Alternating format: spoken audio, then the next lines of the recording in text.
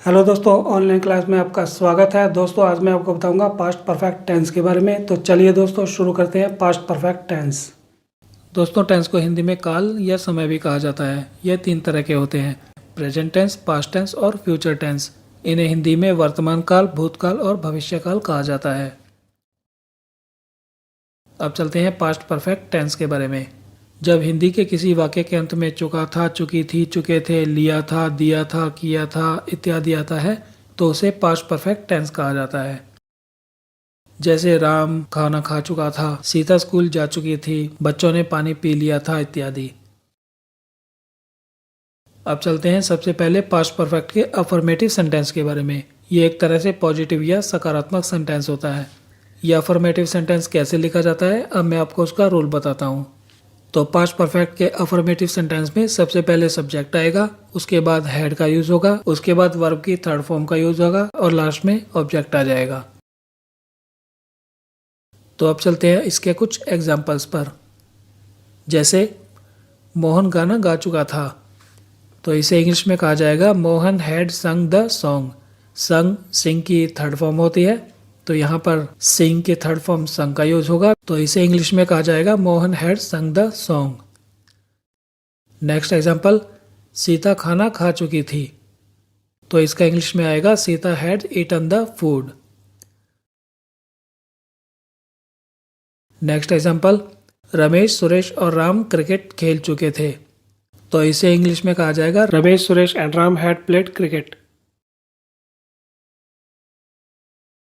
Next example, हम 3 महीने पहले स्कूल जा चुके थे, तो इसका इंग्लिश में आएगा we had gone to school 3 months ago. Next example, मैं 2015 में दिल्ली में रह चुका था, तो इसका इंग्लिश में आएगा I had lived in Delhi 2015। अब चलते हैं पास्ट परफेक्ट के नेगेटिव सेंटेंस पर। अगर पास्ट परफेक्ट के किसी भी सेंटेंस को नेगेटिव सेंटेंस में लिखें तो वो कुछ ऐसे लिखा जाएगा। इसके रूल में सबसे पहले सब्जेक्ट आएगा, उसके बाद हैड का यूज होगा, उसके बाद नॉट आएगा, उसके बाद वर्ब की थर्ड फॉर्म का यूज होगा और लास्ट में ऑब्जेक्ट आ जाएगा। अब चलते हैं इसके एग्जाम्पल्स पर। जैसे मोहन गाना नहीं गा चुका था, तो इसे इंग्लिश में कहा जाएगा मोहन हैड नॉट संग द सॉन्ग।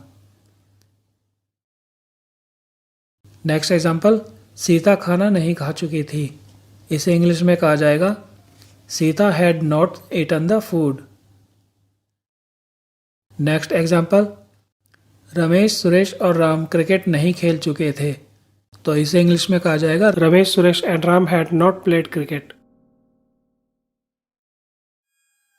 नेक्स्ट, हम 3 महीने पहले स्कूल नहीं जा चुके थे, तो इसे इंग्लिश में कहा जाएगा we had not gone to school 3 months एगो।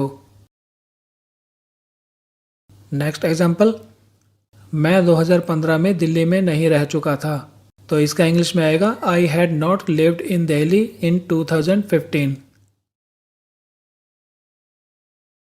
अब चलते हैं पास्ट परफेक्ट के इंटेरोगेटिव सेंटेंस पर। अगर पास्ट परफेक्ट के किसी भी सेंटेंस को इंटेरोगेटिव सेंटेंस में कन्वर्ट करें तो वो कुछ ऐसे लिखा जाएगा। तो इसके रूल में सबसे पहले WH फैमिली का कोई एक वर्ड आएगा, उसके बाद हेड का यूज होगा, उसके बाद सब्जेक्ट आएगा, उसके बाद अगर ये पास्ट इंडेफिनिट का सेंटेंस इंटेरोगेटिव के साथ साथ नेगेटिव है तो यहाँ पर सब्जेक्ट के बाद नॉट का यूज होगा, उसके बाद वर्ब की थर्ड फॉर्म का यूज होगा और लास्ट में ऑब्जेक्ट के बाद साइन ऑफ इंटेरोगेशन आ जाएगा। इस इंटेरोगेटिव सेंटेंस में 2 तरह के सेंटेंस होते हैं, एक WH फैमिली से शुरू होने वाले एग्जाम्पल्स और दूसरे बिना WH फैमिली से शुरू होने वाले एग्जाम्पल्स। तो सबसे पहले शुरू करते हैं बिना WH फैमिली से शुरू होने वाले एग्जाम्पल्स। जैसे क्या मोहन गाना गा चुका था, तो इसका इंग्लिश में आएगा हैड मोहन संग द सॉन्ग।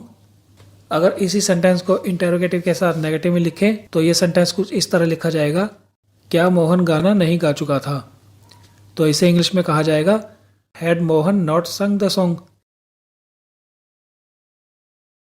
नेक्स्ट एग्जाम्पल, क्या सीता खाना खा चुकी थी, इसे इंग्लिश में कहा जाएगा had Sita eaten the food.